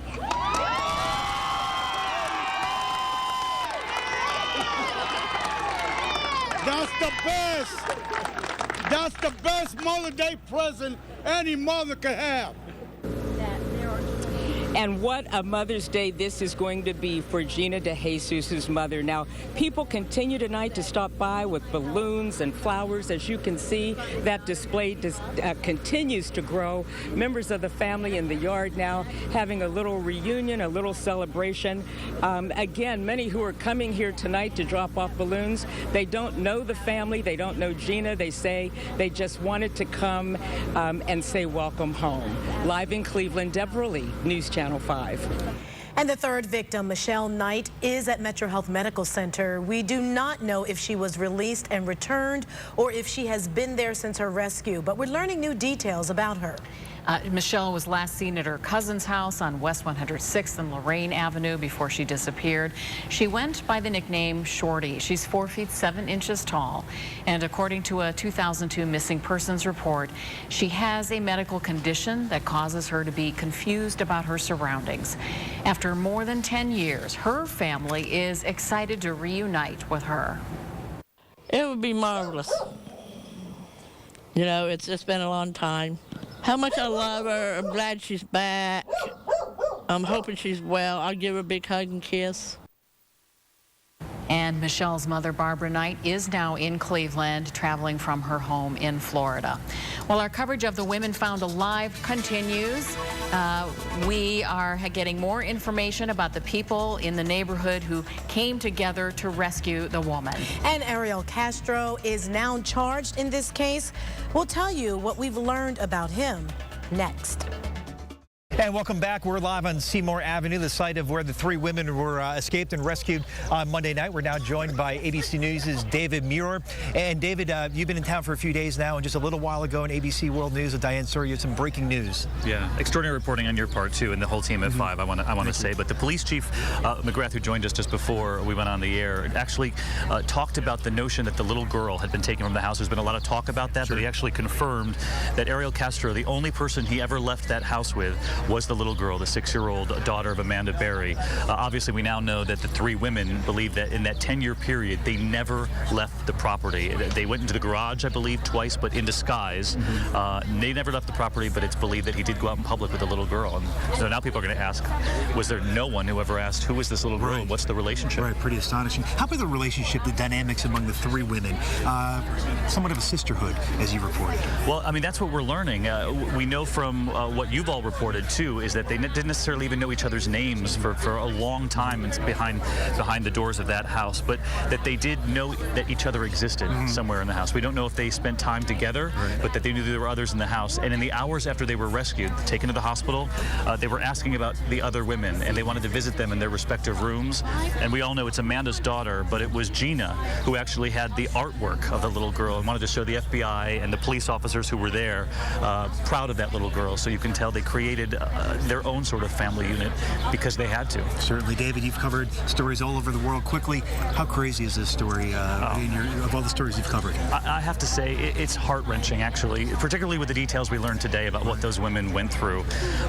But I got to tell you, Cleveland, everywhere you go, I was doing a live shot for Good Morning America, and the school bus driver drove by and honked the horn and waved because they knew why we were here to tell this story of this incredible miracle in Cleveland, and people using the hashtag about the miracle. But this is a whole community that never forgot these girls, and I think that's the underlying theme of this whole story, which is a community that didn't give up. Northeast Ohio, Cleveland, certainly never giving up hope at all. David Muir, ABC News. Is David Muir. Appreciate it. Thanks, Chris. Great seeing you. Great seeing you in person. Great. All right. Danita, back in the studio. All right, Chris and David, thanks very much. Well, Ariel Castro is now charged with 4 counts of kidnapping and 3 counts of rape. His brothers have not been charged in this case. Investigators say there is no evidence the brothers had anything to do with these crimes. News Channel 5's Chief Investigator Ron Regan joins us now with more on what he's learned about Ariel Castro. Ron? Well, Danita, we've been continually trying to update the dark side of Ariel Castro, and today we got even another look inside of that dark side. We spoke with a former colleague, a fellow school bus driver, who knew Castro for years. In fact, at one point she was the union steward for the Cleveland school district where Castro drove a bus. And you might remember that yesterday we broke the news that Castro was repeatedly disciplined for a number of violations, including at one point leaving a child on the bus, and another point making an illegal U-turn with children on board the bus. Well, listen to what Linda Roy had to say when she would have encounters with Ariel Castro and try to speak with him. Listen to this. I said, look, I tried to talk to you, but you always told me you have to go home and feed the dogs. Oh, he made that excuse. Yes, he had to feed the dogs, so I guess he was talking about the women, that he had to go home and feed them. But he'd always bid a route that was close around Lincoln West, Wilbur Wright, or Louis Mignot. And that's near his neighborhood? Yes. And did he insist on that kind of a route, or how did that work? It's a bid. You know, he would pick that route. But you saw a man who had, would you say, violent tendencies, a temper? He had a nasty, very nasty attitude. And when he tried to ram me, I saw in his eyes that it was deliberate, it was evil, and it was nasty. And he did it on purpose. He meant to hurt me. Now, we also have learned today that Castro was very adept at hiding that dark side. We spoke with a neighbor who lives approximately 4 blocks down the street, and as incredible as this now sounds, ABC News has confirmed this. The chief of police in Cleveland has said the only person let outside of this home here was the little girl, the little 6-year-old girl. This neighbor, whose name is Moses Cintron, describes seeing Castro and the child as recently as last Sunday. There's nothing alarming about the relationship or the interaction between them. You just assumed it was his daughter? Normal parents with the kid into the park. Normal parents with their child? Yes, you know. She'd be playing for a good half hour, 45 minutes. Man. How did she look to you? Notice last Sunday, I noticed that she was taller. Of course, you know, kids grow up, okay? But she was kind of slender side, you know. And she was? Yes, she still is slender, you know, as been living that type of a life. Anyway, I didn't know whether he was taking that little girl to the house down the street, you know, or whether he was taking it somewhere else, you know. But she was slender, you know, kind of not well didn't nourished. Look well nourished, like not fed properly. Correct. And again, we were the first to report that Castro had brought the child out of the house. We reported that several hours ago. Now it is confirmed. Stay with our special news coverage of the miracle here on Seymour Avenue as our special continues. Chris Flanagan is on Seymour Avenue tonight. And Chris, what is happening there this evening? Well, Lee, Danita, still a pretty big crowd here. A lot of neighbors, community members showing up here, and of course, media from around Ohio, around the country, and internationally as well. And one of the reporters joining me now is from Cincinnati, from WCPO, our Scripps sister station, Jason Law, investigative reporter for WCPO. And Jason, you had a chance to speak with a neighbor whose house butted up against Ariel Castro's. You learned some pretty interesting information. Yeah, and we got to see a lot of interesting things too. In particular, how little these neighbors were able to actually see into the Castro property. You know, we've seen a lot of pictures of the front of the home. Sure. We haven't really seen the vantage point from the back of the home until today. We have some video here that we shot earlier. Verdi Adams says he's renting a small home on the street right next to Seymour, parallel to Seymour. It's Castle Avenue. So we walked back there, and he showed us the backyard fence, which he shares, which is butted up to the Castro property. Okay, it's interesting because he says Castro actually has 2 fences. Okay, there's a chain link fence, and then he says Castro added a wooden fence a few feet past that in his own backyard. How tall is that? I'd say it's shorter than I am, probably about 6 feet. Okay. So, but it's tall enough. It makes it certainly obscures a lot of the things that may be happening in any backyard. We also saw, and you may be able to see this in the video, blue tarp hanging on something. We weren't able to make out what it was. There's a lot of trees and brush back there, but there's blue tarp hanging up as well. And this guy says he just wasn't able to see anything back there, but he heard things. What did he hear? He heard women's voices from the house. You know, that was one of the things we asked him. We've been asking everybody, what did you see or hear in the last couple of years, or in this guy's case, months? And he says he heard women's voices, but it wasn't anything that sounded unusual. You know, he heard women's voices in the house. He just wasn't able to ever see any women, so he never thought anything was wrong. Yeah, wow, pretty powerful. Does he have any regrets or any feeling like that? I didn't get that impression. I didn't get that impression. I asked him, did you call 911? And he says, no, I never felt the need to. I just never knew. I never knew anything like this, and I don't think anybody really did. Right, who would? Exactly. All right, Jason Law from our sister station, Scripps sister station, WCPO in Cincinnati, with some new information. Jason, thank you. Our special continues, Found Alive. Keep it here. We're back after this. Tonight, an expert on childhood trauma says Amanda Berry, Gina DeJesus, and Michelle Knight will need time to readjust to freedom. Melissa Peace is the director of an Akron Children's Hospital, and it helps traumatized children. Well, Peace expects the women will receive extensive trauma therapy to cope with symptoms from being held captive. She also says it's important for the women to talk about what happened to them when they're ready. You usually want to go more into the details and have them talk about their story. That helps them to get out of their story. It'll help with some of the flashbacks they might experience or the bad dreams. Those are part of the symptoms for PTSD, is they might be re-experiencing what happened. Peace also suggests talking to your children about the story and reassuring them they are safe. Lee? With us now again is Tim Dimoff, who's been so helpful with information through our coverage of this story. He owns a private security firm, has worked with the FBI and the DEA on some big cases. We were talking about the potential for charges against 3 suspects, and now we know that 2 of the brothers will not be charged. What is your reaction now, knowing that the charges are focused on Ariel Castro? Yeah, well, a couple quick reactions. Number one, myself, along with a lot of other law enforcement and experts in the area, are shocked. We really thought that probably all 3 were in it together, and we really thought that all 3 needed to be involved in it, because how do you control 3 women for so long, one person?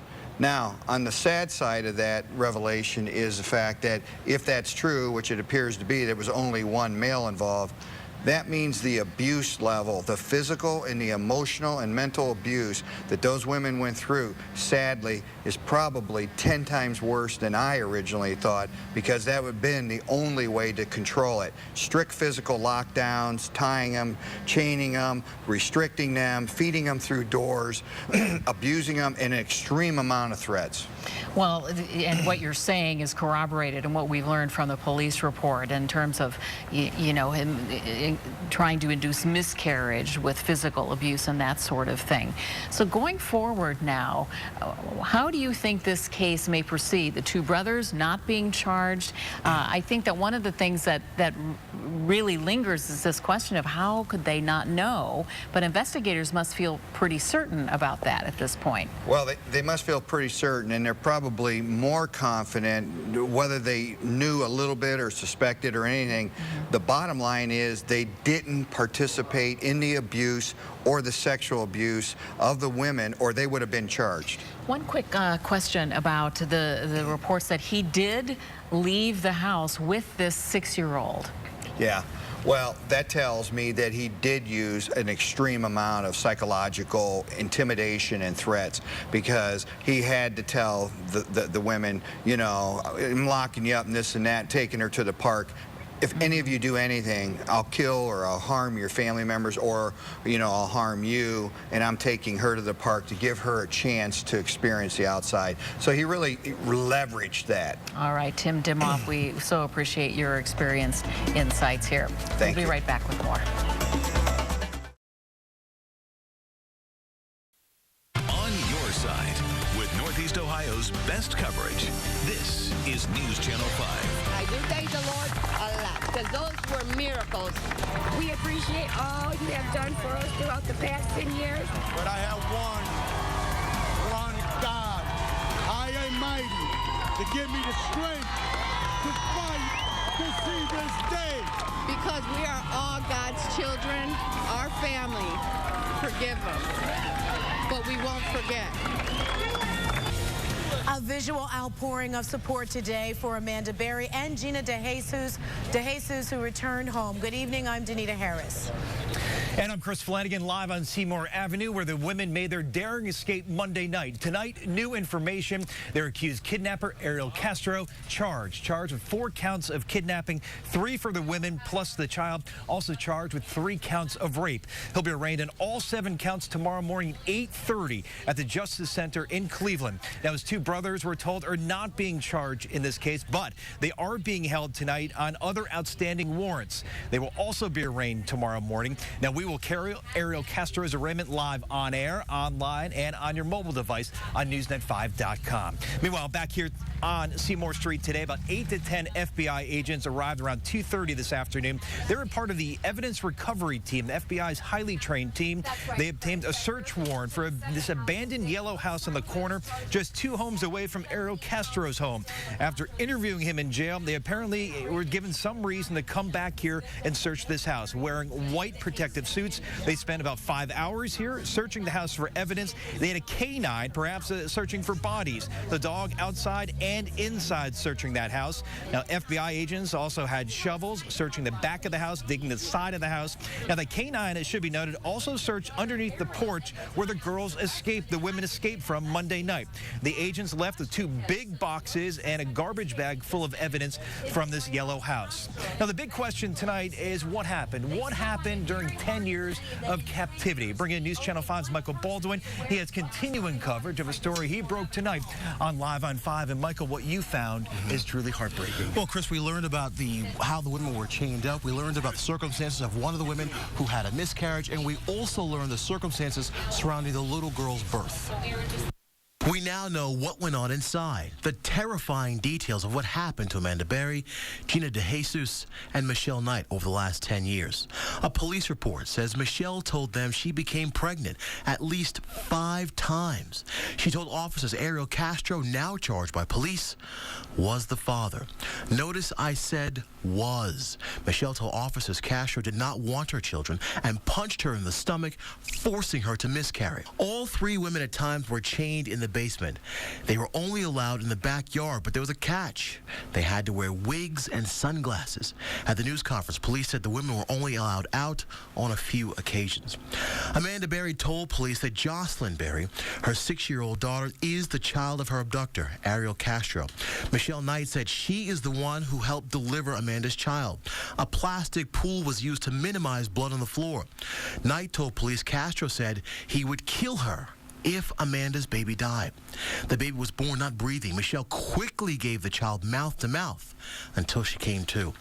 Gina was raped several times by Castro, but told police she never became pregnant. Amanda told police her daughter never knew the other women's real names. Castro was afraid his daughter might say them in public when he took her to the park. And none of the 3 women or child had ever seen a doctor while they were trapped in captivity. Now, police only charged Ariel Castro. One thing that we noticed in the police report, the women only talked about Ariel Castro, not about the other 2 brothers. We're live in Cleveland. I'm Michael Baldwin, News Channel 5. Janita?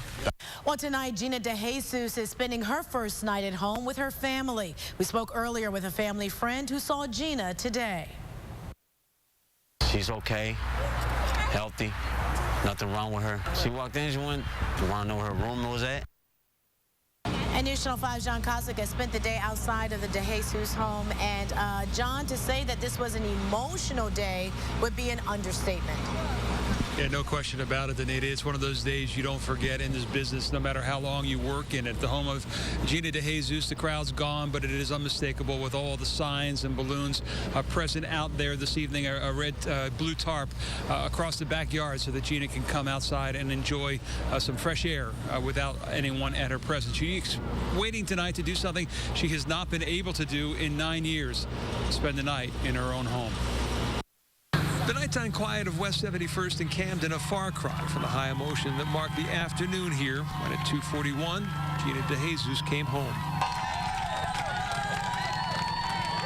As she left the minivan, she said no words, but in raising her thumb to the air spoke volumes to her supporters. A few minutes later, her mother spoke at the moment their eyes locked Monday night for the first time in 9 years. As I saw my daughter, the only thing I did was grab her and hug her. I didn't want to let go. Until this moment, for me, it is still, I still feel as it is a dream. I still pinch myself. I know she's there, and I know she's going to be there.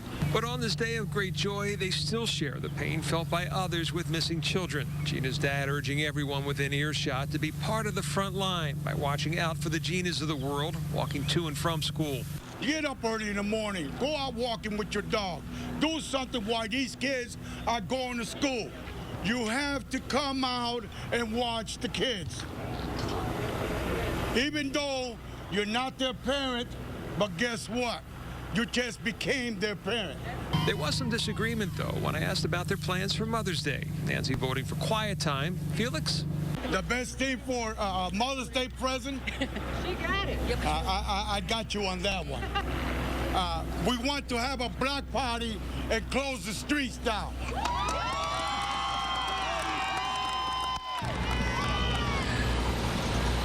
I think you can look for Nancy to win out on that one. But I got to tell you, even the most quiet of Mother's Day this year is going to feel like a block party.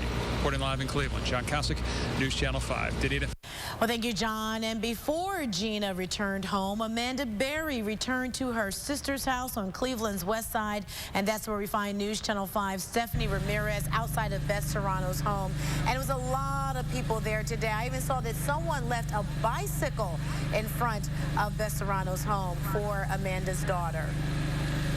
That's right, Danita. After a day like this, I'm sure it would be hard to relax, but hopefully that's what the family's doing inside. In fact, police actually asked that we not use too many lights so the family can get their privacy, but a big, tremendous day today. Amanda Berry, after 10 years, is finally home. As the police motorcade roared by, leaving Cleveland's 1st District headquarters, the rumbles of the motorcycles only reverberated the excitement felt by a massive crowd, all wanting to see Amanda Berry finally come home. She is in that vehicle right there, Amanda Berry, I believe. After a decade of imprisonment and not having any power, today Amanda stood her ground. She decided not to speak, but her sister Beth Serrano said a few words. Our family would request privacy so my sister and niece and I can have time to recover. As the family went back inside, people continued to cheer, soaking up this moment the family, the neighborhood, and so many more have only dreamed about until now. We're happy that she's okay. Yeah, I was very excited when I heard she was coming.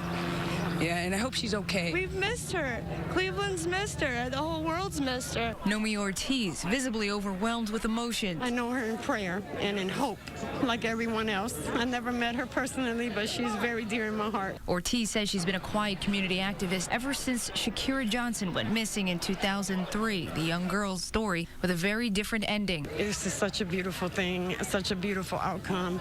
Most of our stories here in Cleveland end in tragedy. For once, we have a blessing.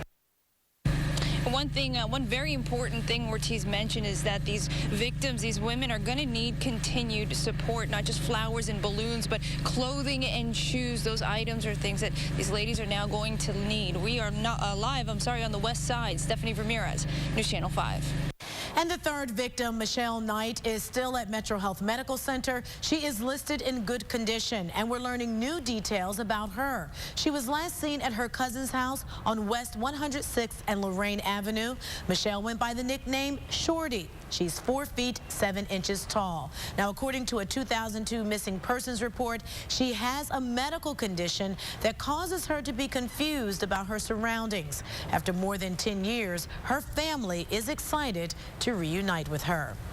If you would like to help Michelle Knight, Amanda Berry, and Gina DeJesus, you can make a donation to the fund that has been set up. It's called the Cleveland Courage Fund. You can make your donation at any area key bank under that name, and you can also email questions to the Cleveland Courage Fund.